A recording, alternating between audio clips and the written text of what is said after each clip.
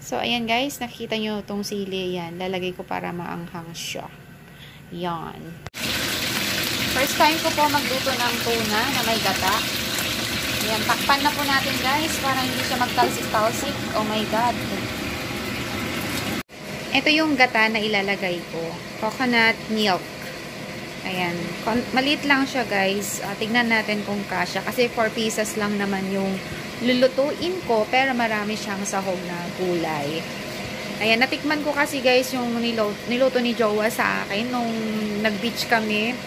Ayan. Pinaluto ko siya ng ganyan. Ang sarap ng luto niya. Promise. Kaya gusto kong ulitin para yung own version ka naman. Ganon. Kailangan ko na mag-practice guys na magluto. Kasi syempre, alam niyo na. Pak. Tcharam! Luto na guys! Ayan! Lagay ko na po ang kanya ingredients. Diba? Luya. Para mawala po guys yung pansit.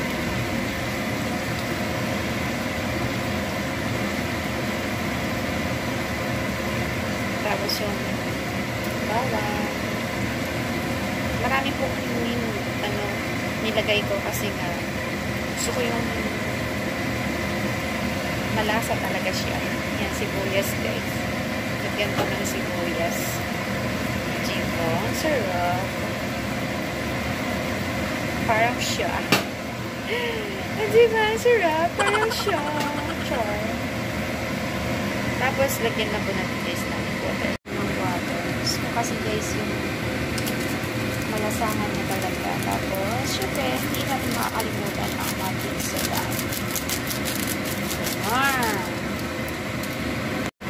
Ayan. Lagyan ko din po guys ng dato puti.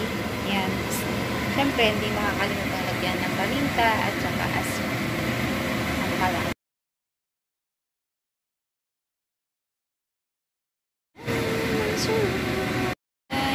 Ilagay ko yung nilagyan ko ng talong and then yung seed. Tapos yan yung ready seed. Kasi gusto ko naman guys.